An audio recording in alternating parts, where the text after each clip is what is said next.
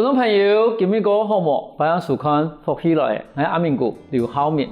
客家贡献奖是客家最高荣誉的奖项，而且颁布这种对推广客家文化发展，还有丰富台湾文化的多元性，各有贡献的客家乡亲。我哋今日邀請到來賓，而係2015年我哋學識藝術文化創意產業地位陶藝家，我哋嘅陳俊光先生來到我哋現場，我哋馬上來歡迎我哋俊光先生。主持人好，還有各位觀眾朋友，大家好。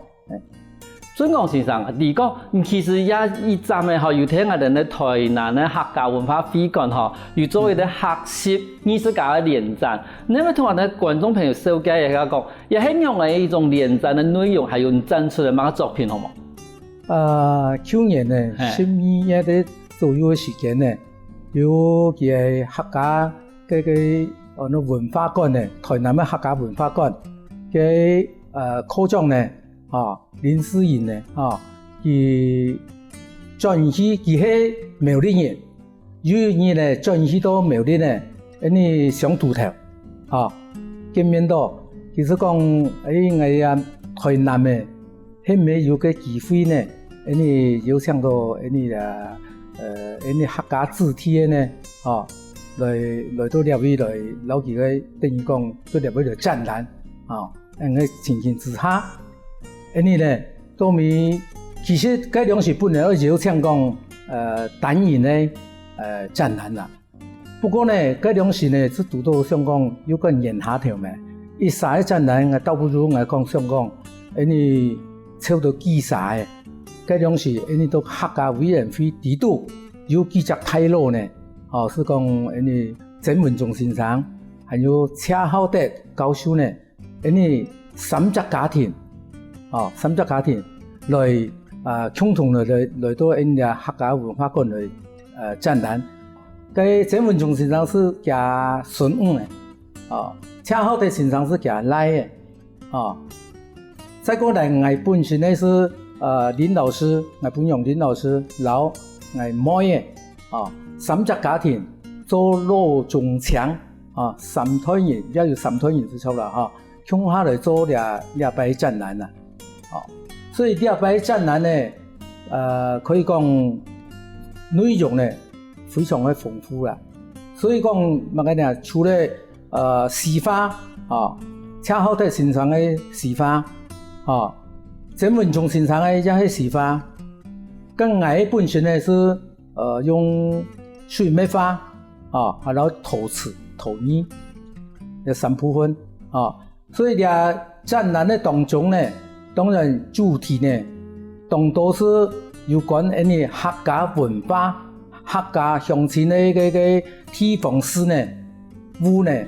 就共同來做出一種的展覽。但係講其實鄭文忠先生嘅畫伊雖然講伊係畫實畫，但是伊畫圖嘅內容大部分都係閩南嘅故鄉嘅山水啦，咁唔知講嘅水墨咯，唔知講唔知講水墨畫點樣？咁幾時嘅展覽嘅時間，唔知講嘅內容係乜嘅呀？我展覽嘅水墨畫呢，也係用苗栗人嘅風景、採地嘅文化嚟做出發點比如講。我畫嘅是有太巴仙山太巴仙山，還有很多普通一般的鯉魚潭水庫後龍海呢部分的，還有比如講我公館上嘅石圍牆還有個出旺行嘅亞洲嘅體育協會酋長呢都全部都表現出來。對於講人嘅作品地位，其實嘛係充滿了即個嘅故鄉嘅風土啦、人文歷史嘅一種內涵嘅地位吼。但是你同我講，佢一擺嘅展覽地位，伊都幾特別，就講你羅中強無同樣嘅時代一種傳承一種變化。咁從等下嚟講嘅話，總嘛會想到排講羅中強無同樣嘅時代嘅人來展覽呢啲事情咯。為到啲嘅事情咯，你本來是思考到當久啦，然後出版嘅林老師呢，向下想到，然後還有恰好的教授呢，还有曾文忠先生也有沟通过。你虽然这东西不能像讲散撒的这样子好，不过想到讲，你的题目想到是转传，你也只题目来做出发点的时阵，佮迄唔係講轉，係轉變那傳呢係傳承，所以喺出發點當中呢，你想講，只要要傳承，係乜個東西啊？是弱中強三推來，係咩的？啲按係內容呢會很豐富，嗰種是想法是按做出發的。例如客家文化的轉變，唔單止講用視覺、用水面的方法，還有客家文化的傳承，你睇下擺展覽裏邊全部都我哋講介紹得幾清楚啦嚇。咁途中我哋一開始設計時，譬如講2015年得到係陶藝家呢，但是入邊係有佢啲水面的作品，我想問一下，時常都係本地係學物嘅咯，咁講唔有嘅我講啦。學外的東西歸多年哈，因為有多年個創意個，但是我哋講其實把嗰種藝術發品的一種技術，帶過去美麗哈，把嗰種書法啦、繪畫作品，後來聽嘅陶藝的作品就會展現出來。咁你這個本地都係學物嘅咯。我本身呢，從小時陣呢是當考畫圖，還有做講勞作嗰種勞作念東西念奶的時陣到初中呢，上初中的時陣，當然是本一隻外省先生，佢是按照專業的美術老師，佢當欣賞嘅，佢也當認真的教，所以呢，基本對啲每一次畫圖題的時陣，就像佢成績全部達到，頭班人講嘅大分數就大 A 加加，還沒停跌到嗰布告欄底嗰度。嗰種是因是當歡喜，這歡喜是一套什麼嘛？一套去畫圖，到高中的時陣，一中央是參加當到比賽，一得獎的，所以你按個情形之下，上到大學的時陣啦，當然是因為大學時陣一落去一般的高中呢，但是會先落時化，所以時化是按照油畫，還有啦水彩畫，下後呢。我認為也時化的東西呢，雖然佢也畫嗰些實物的東西，所謂實物的東西做起還冇按照乜個抽象化嗰度發燒，所以實物的東西呢，不過佢嘅範圍全部合啦。時化的東西畫嘅東西，看得到幾多，還是畫幾多東西，係按嘅東西。當面我想講，本條背我還記得我屋下還有一張學張大千畫嘅模擬畫哈，嗰種是。熟悉到了，認識到了張大千的畫，佢嘅畫可以畫個很多長江萬里圖啊！長江萬里圖，一般人來講，佢長江岸長咩，樣樣冇人畫咯，懂冇？所以你會好好去研究佢畫個高長嘅樣咩？我認為腳畫呢，嗰種是很多腳畫咩？你下人哋講很多水墨畫。佢畫嘅東西可以畫到按光按大嘅東西，按長嘅東西，當然是想講就轉變咯，轉變，所以開始畫嘅好多腳畫嘅東西。你腳畫嘅東西畫落去，係啲不同哦，對啊，我想講你呢後生人啊，能夠畫到按大嘅東西，做一大嘅東西呢，就心裡老普通一般都冇重樣咩，是不按想法。嗰種是學教的時陣是學點美術的東西喲，嗰有一擺呢是學長啊，介紹我去嘛呢，嗰種是因為特殊時間呢，是講中央留啲下時間，就講會打工啦，打工呢是佢學長是介紹我去到陶瓷廠，陶瓷廠做嘛？介紹的時候做考試喲，嗰種是要考試，就是台北。白條嘅素材，已經按照中強陶瓷，還有下後咧按中華陶瓷。個陶瓷廠呢，叫錄起嘅，你專門畫珐琅藝術珐琅嘅，當然嗰種是你要第一擺接觸到，按照畫藝術珐琅。當然嗰種是要考試啊，考過要錄起，錄起，當然第一擺接觸到嘅陶瓷嘅東西，再慢慢。上班當中呢，個頭家你挖土石的就搿种是特殊咧，资料是被个脑筋底部都挖的东西呢，可以摸按到嘛，知嘛？就告诉我讲，你喺度必要有时间的时阵，你要去故宫博物院去参观头摆个太师，头摆书法家也好，画家也好，雕塑家也好，还有做了法案的，你喺度去看。那么你做出来法案啊，让香港还有价值，因为佢做生意嘛，佢就是卖的出样有效啊，知冇啦？所以其实嗰種時候會建議講，你喺度有閒就去看。結果去看過以後，1擺2擺，唔係1擺的咯，幾擺參過，有閒就去看。看出來的東西有的是複製到你嘛，然後你賣場嘅地方都反嘅地方。舊嘅時陣，你會想講，呢種嘅投入。用我按好研究的結果啊，因為嗰種是讀書也會想研究哦。你看藝術法案啊，然後普通一般的畫，你畫好嘅腳畫也好，油畫也好哈，個油畫300-500年、300-200年的，佢就會爛掉，會模糊掉，看唔得咪知嘛？唔好保存。個陶瓷呢，有5000年的歷史。陶瓷廠呢，個公司呢，佢來嘅人客啊，嗰種是全部是係乜啊？全部係美軍，駐台美軍啊，來到個駐紮在嗰種是全部都白頭，3支煙咁樣動，所以呢，從頭會嚟買啲陶瓷。個陶瓷嗰種是，你做一張嘢嘅工資，講下去咧，一張嘢乜冇幾錢，因幾百元嘅，嗰種就我記得，一個嘢要600個元。普通一般工人呢，頂多是賺200-300元的，因為做化石的時候有較高的。不過一隻法案呢，差唔多1,000個的法案呢，一隻我買到5-6千元、7-8千元，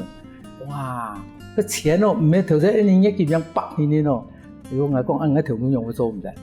嗰是對工作到學習裡邊，我哋準講先生把嗰種藝術無看我類別裡邊就學得個清楚嘅。休息一下喎，等下我哋話嗰度準講先生故事哦。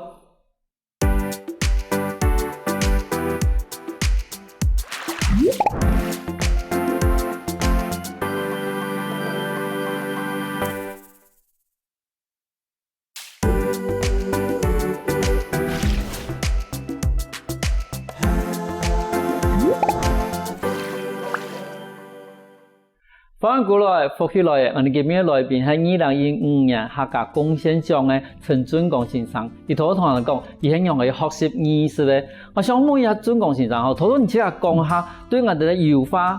對我哋嘅水墨，對埋對我哋嘅陶藝嘅部分，都全部都有學到嘅。你係咪同我哋嘅觀眾朋友紹介一下講，你即個嘅作品同以下嘅內涵好冇？係。一下我來介紹一下其中的幾件的作品來跟大家來分享一下。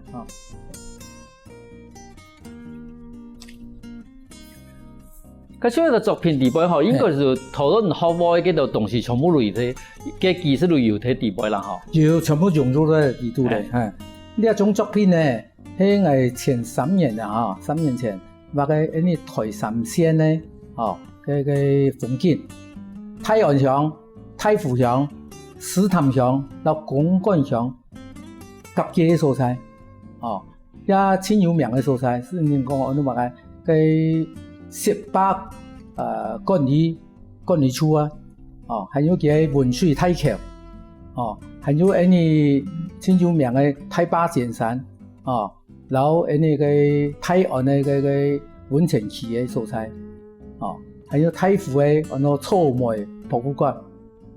全部都呢種圖地圖。佢呢種圖呢，當然我還會繼續有咩接到台中嘅董事，北方呢接到桃園嘅龍潭，所以呢種圖呢，我感覺真有意義啦。可是對我哋來講嘅話，以你平常時我哋看到嘅水墨畫地位，你特別看到水墨畫地位，可能大部分都介紹中國嘅山水啊嘅東西。但是你要不要講喺我哋美麗嘅一種我哋风景的时间啊，我感觉到几感动讲，因为有人用水面的方法来记录到我哋台湾自家本地的山水，其喺好多先生有講到講，唔可能把它繼續畫下去。一對我哋後人來講話，其實係個幾好嘅記錄，用意識的方法，好用一種新的方法去把我哋自家嘅台灣本地的山水做一個記錄同一種表現。我只係我感覺到，一般我哋看到講太看到中國，好唔講係哪，但是我哋入邊看到唔可以講係我哋台灣呢，好真是冇共樣，因為看到如果係安講。好，然後對後來年來講法，而唔係一個特別的一個存在的一個作品啊，係。咁係咪話有其他作品同人哋紹介一下好冇？啊，好咧，啊，我這個來介紹一下。好，我哋喺我度介紹呢一種水梅花哈，呢一種水梅花一大種哦，當大種，哦，當然無條件嘅種案係啊，哈，呢一種水梅花咧。各位觀眾朋友可能冇注意到，一般人呢水梅花絲書法絲，然後花呢唔會做重貼的方式畫出來。一般呢水梅花其實書法寫的詩是寫的一隻啪啪的色彩，圖讓佢去圖，這樣表現較多，就比中國的水梅花。我是將呢書法，然後啲圖呢，完全融入到向下重疊的方式呢，可以做到去。那困難圖會在哪？你書法先寫，寫快啲，當然可以得嘅哈。你書法寫好咧，我做個畫圖，圖畫快啲用個啥？佢要報銷嘅。個圖畫得好，書法寫快啲，要報銷嘅。所以。你書法然後畫圖拉個線，也是本太這個去想一下啦哈。你行來講咧，將圖嘅意義去放乜嘅？詩書法嘅詩，然後圖呢兩隻係混合嘅，所以講乜嘅用混合呢？詩書法詩嘅意思，然後兩隻圖嘅意義呢係兩隻係夾合嘅。陸世民嘛，哈，陸世民。咁後邊圖呢？後邊圖也陸世民吼，可能他個人有啲。咁後邊搭嘅圖係乜個圖呢？因為呢圖呢，畫係苗栗縣呢，新山，而家都原住民是講新山啦，新山，佢係太巴尖山，所以你可以看到應該看得出係太巴尖山。不過呢一條水呢，係那個水。太巴尖山是都喺你苗栗縣，個山下七流下來的水呢，那條水是係後龍海，所以呢一種圖呢，可以講也代表到喺你苗栗縣呢，也代表係國人呢藝術創作呢做出嚟一種作品。都等於講吼，其實雖然講係啲我哋國下啲歸社可能小毛冇得寫法式啦吼，但是因為我哋苗栗嘅地方嘅山林，水秀，我哋從頭都講嘅山唔係講伊高唔高啦，最主要有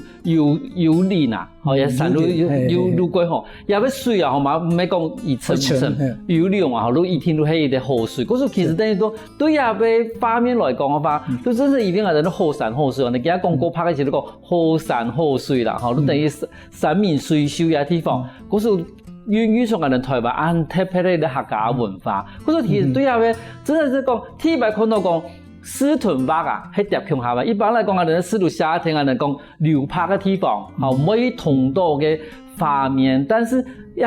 兩個融合起條而背，你發現講，其實一畫面我講一句話，佢現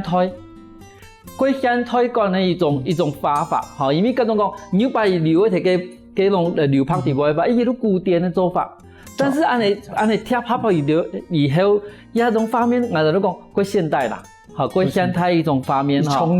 歸處向我哋把一啲相片，然後把一啲詩打在上面，係更加我哋講影響時代地方，會用一種方法，係我哋過做一些傳統的繪畫地方，會所看到一種畫法。普通一般人吼，也他唔敢去尝试的。就算讲啊，你私下快睇，突發都危險，冇錯。突發快睇，私下都危險。係啊，風險會太啦。係啦，風險唔太啦。係啊，係啊。家下原來我同我哋觀眾朋友在社交戀愛嘅作品。好。嗰個先生，你即係佢創作嘅嗰種通靈鬼態呢？嗬。通靈因為我喺個所在啊，喺山明水秀嘅所在，根本是會激發到any嘅思路啊，創作嘅一種能力啦，好，你睇我介紹咗兩種哈，有種係啲陶瓷作品嚟嘅，陶瓷哈，好，呢是種陶瓷，然後地方事物，然後花呢結合咗咁哈，然後是講兩種啦哈，兩種，兩種，好，雖然係一隻紅嘅哈，不過也是單色畫，啊，是用等於講呢條咩水咩畫嘅，完全用咩去畫嗰種，啊。其實就唔係用咩紙畫啦，用嘅陶瓷顏料、無色嘅顏料去畫。你畫到邊呢？畫係公館牆、石圍牆，呀，那是石圍牆。石圍牆嘅建呢，是從嚟嘅建。你從後龍海呢條水是後龍海跳下出來，跳條石圍牆，會經過石圍牆，係嘅所在。所以就是講呢。普通一般畫家呢，當多數會將自家本體嘅所在呢，去好好嘅推廣出來，係咁樣做嘅。可是問題係可以一邊畫嗰啲一啲我哋咧發揚嘅地步嘅時間啦，一種保留性個久。厲害陶瓷比咧商業時代頭先我有介紹講一個5000年前嘅彩陶文化，佢多啲哈個陶瓷是多少有個風化啦哈，多少風化，不過很一般性。不過以種啲喺技術嚟講哈，啲喺技術嚟講，那麼嘢呢可以比頭擺5000年嘅文化呢更加長久。用講究呢，因為啲陶瓷啊，你燒一個碗，其實那邊耐久住咧一長。所以呢，我咁講，呢啲喺陶瓷呢。燒出嚟一個技術呢，那麼可以到1萬年，甚至到2萬年，我相信都很存在。冇睇大爛睇，冇大碎睇。係啊，係另外一個講，像譬如頭先人講啊，唔管係你即個講嘅水墨畫，無論頭先人講嗰啲山水畫，其實伊係用嘅落去啲平面咧，但是人家也係硬嘅地步，你係啲360度，等於係啲反向嚟看入嘅山水，亦係冇特別嘅，佢特別嘅一種方法，一種。我哋講觀賞嘅一種價值啦。錯，你有種問題係，你問到清楚。普通一般畫家我哋講，乜個睇畫家咁樣，來到度陶瓷就特別當到高手嘛，我哋做嚟唱歌嘛。陳老師，你畫啲花紅啊，啲花紅，我畫平面嘅時陣是一面的嘛，錯嘛，一張平面的嘛，叫。你打到做演員的時候，要問夾票啊？接好來，幾時嘅都貴快接。係啦，兩人想唔出。不過當然也有經驗啦。你係有親自去畫嘅時陣，都是讓你講破亮點那些，你是規則可以揾到關係。規則特質方向呢，你是可以看出咗一隻件，跟一隻件，一隻件。嗰個其實冇教養意識嘅作品啊，也要講特性啊，同也要嗰種你這個做畫嘅一種能力，其實係冇教養嘅。冇教養唔會啥。休息一下喎，但係我哋咪嗰度我哋咧專講先生嘅作品，因為頭都已介紹咗曬，其實話有啲佢重要作品唔使介紹喎，休息一下。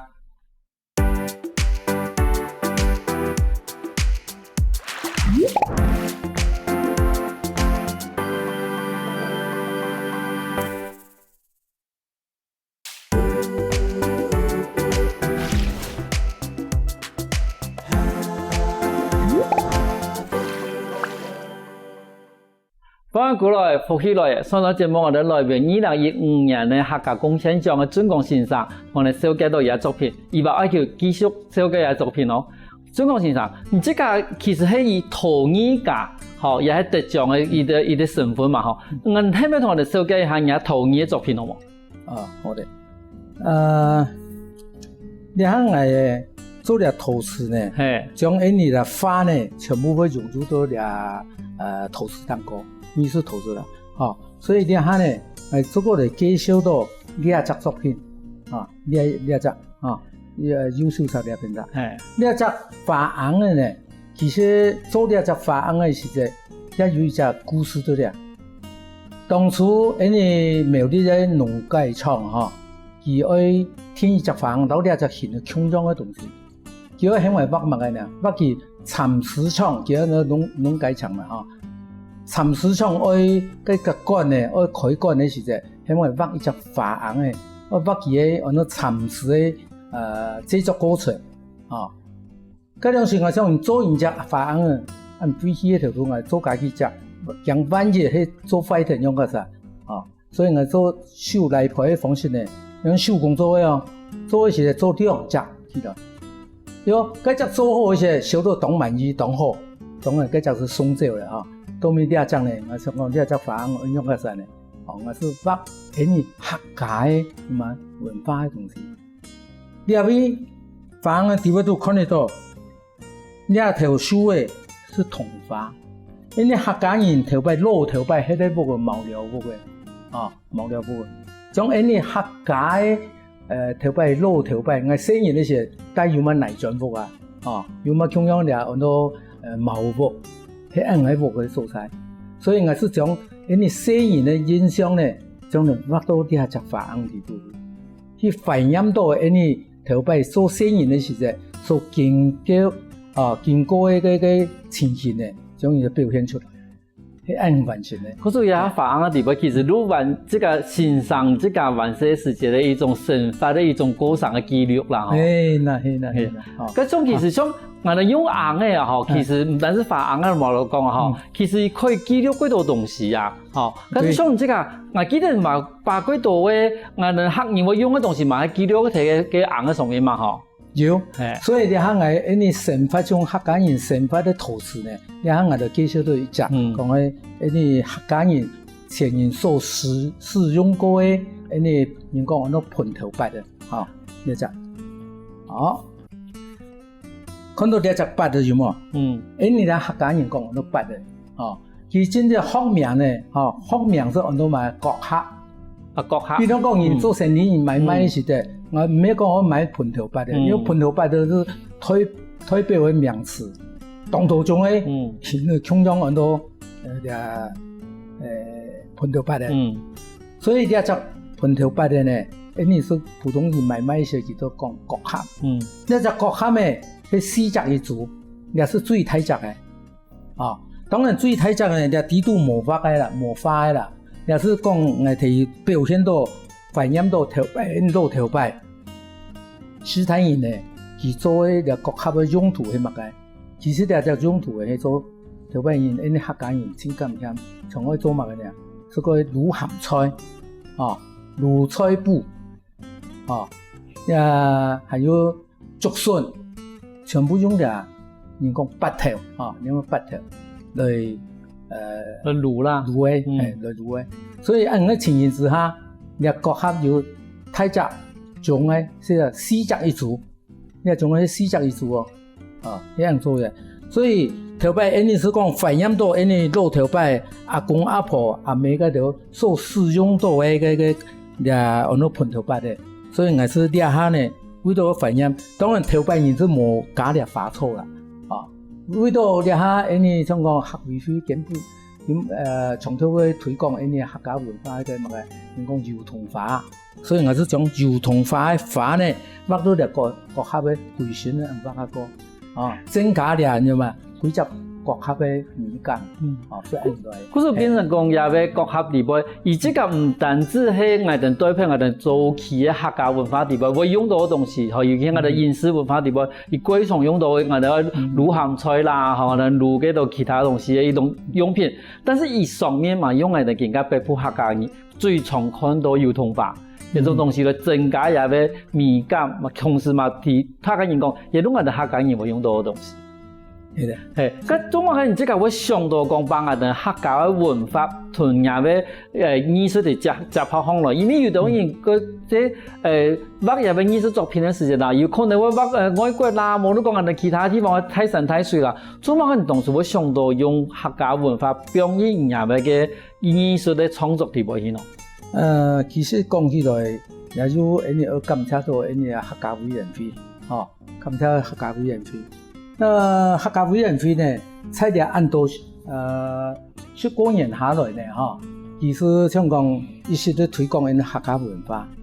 咁人哋身為客家人呢，咁客家文化係乜嘅東西？一般人有個根本就想都唔到，知嘛？尤其人這個客家人哦，你要想到人這個客家文化係乜嘅，可能有個人都唔知。尤其嗰啲後生人係哪唔知？咁樣個陣呢？你也都藝術家，是有人嘅職業，有人嘅職業，讓別人來將人客家文化呢，來好好地表現出來嘅嘢。本後世人啊，要反映到特別愛講愛睇，也係馬啥嘅時節咧，能夠生活中所使用嘅東西，也非常嘅兩佢嘅生活嘅過程係讓別人來，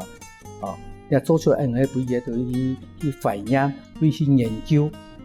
人嘅之下呢，所以我樣對客家文化，是想講有一隻責任啦，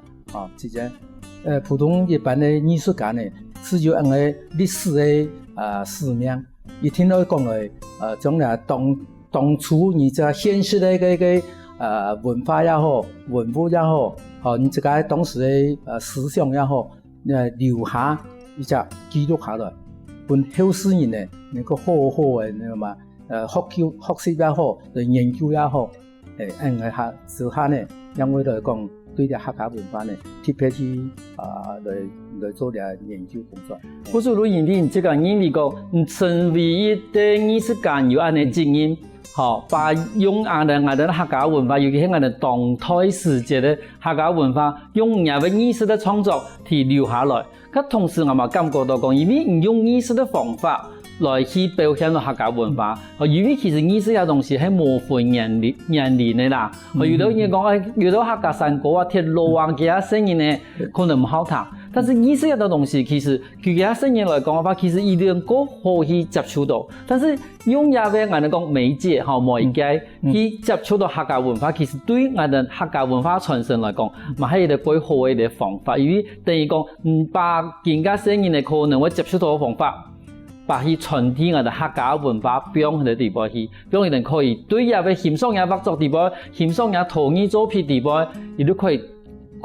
看到唔過係人哋幾時客家文化，冇得講人哋美麗人哋太山太水，冇得講人哋客家人冇用到出嚟一啲東西，都睇欣賞欣賞作品嘅時節，而強下欣賞到嘅。冇錯，係啊，嗰時路邊人講，你看2015年得到一個客家貢獻獎嘅時候，如係一般表揚講，對客家文化一種傳揚，一種貢獻。咁將下嚟對未來呢，即係想講海邊，因為可能要會畫水墨，要會畫字畫，要會做陶藝，海邊即係想按樣把客家文化屯入嘅作品中用嚟融合喎。講到呢呢，可以講係鬼屋客人啦，鬼屋客人是對啲藝術啊、體驗也有興趣，也有行呢條路。我一個拉一個妹嘅，還有我姑娘呢。佢也都個有畫嘅，佢係畫字畫，妹畫畫字畫，奶又會做陶藝。雖然佢喺度咧係公務人員，特別我都一直想法啦。公務人員呢有固定嘅飯碗，下來呢讓你藝術呢讓唔會好多，按個方式。所以呢，你下啲鬼屋客人從頭尾都個模式，想講你。一生人都對啲藝術嘅路呢，行下來呢，雖然你下多一隻長途呢，可以講，佢喺度是想法講，你屋下呢，係唔係來做一隻乜嘅？美術館，亦係博物館，來將你我哋生人也好，亦係你周圍順條客家人嘅東西也好，模式到你隻美術館。陶藝館，也係博物館，也做了，所以了下可以讲了下精彩都个进行当中，我们基本嘛有像一条公园做些天秀，那么整理的环境，像讲今年都可以有办法将个美术馆呢来做开张。人家讲啊吼，钱财传家啊，可能唔过三代啦，但是艺术传家啊，可以世世代代啦。可是其实对人来讲，其实如已经把艺术的一个精神，同也个嗰种生活的一种风格，都已经传俾人生人嚟。咁唔知噶，提供即先生嘛，有教幾多學生嘅啦吼。咁個學生嘅地方有俾人影響過什麼學生嘅冇？有哦，你下。傳承出來學生啊，當然也有做藝術家，也有雖然佢做佢學嘅係陶藝，陶藝你下佢也係邊專門教陶藝來講，係去做教長也有做教長嘅。當然也還有講當初印象較深嘅學生唔同化嘅嚇，唔同化嘅學生嘅，咁佢蠻好笑嘅東西，蠻糟嘅東西做唔得笑嘅。個印象當中，蠻好笑嘅東西，佢很有名啦。我講我聽講，佢可能屋企有小貨啦嚇。其實上工班家庭嘅拿個做下個瓦斯哦，我沒有啲專門小瓦斯貨嘅嚇。佢咁拿做條嘅當個直接用火一拍，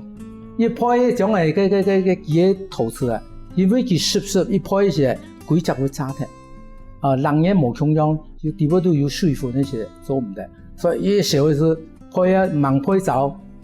規則就炸到規則做下。所以哈巴講教學生啊，哈巴應難，你話當然認真咧，一動認真。有一擺還有一隻細妹新演員咯，佢嗰種是很後生，盲結婚。佢講要結婚嘅時節，佢老家爸講，你買個嫁妝是唔是公啊？你是買一台乜嘅呢？拉胚機啊，露露拉胚機，該做家長之後，所以是有恩嘅學生啊，對了藝術，佢希望講能夠捱那麼因為有機會是像老師恩也好啦，是恩嘅是傳承下嘢一道啦。可是老師都變成一個榜樣嘅啦，哈。係啊。2015年嘅客家貢獻獎嘅準公先生，佢把客家文化透過嘅藝術作品去傳揚出去，也真正係一個冇簡單，嘛係一個貴重要嘅事情。你今日感謝準公先生來到現場同我們講安東藝術作品嘅故事。也下來感謝咗呢個主持人，也感謝各位觀眾朋友，有時間呢來到嚟苗栗翁子鄉圖書館呢，大家都抽了幫我封筆冊。休息一下大家聽下等先生來運動一動哦。